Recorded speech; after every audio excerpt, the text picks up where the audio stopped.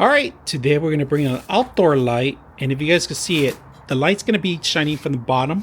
All right, you could change it around upside down if you want. That's optional.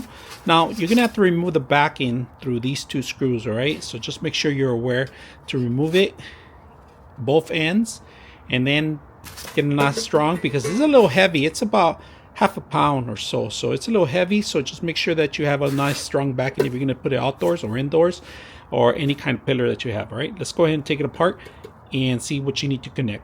The thing you're gonna have to worry about is ground, neutral, and hot. That's it. Only 3 cables. All right, and they're tied down right now together, but we're gonna loosen them up so we can set this up. But first, you got to drill this in the back of the actual wall or any kind of stud that you have. Make sure you have like strong backing. All right.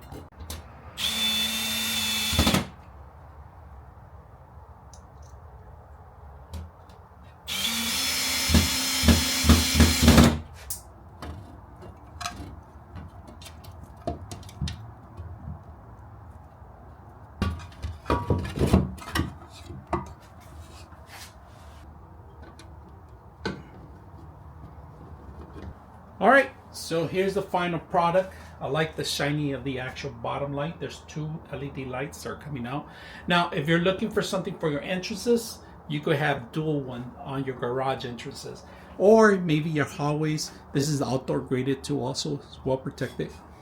Now, glass is in the bottom and another glass. This is the brightest it goes right now, but it's beautiful.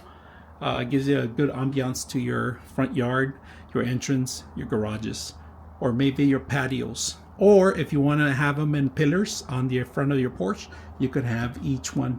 These are nice, but just make sure they're a little heavier. Just make sure you have the backing for it.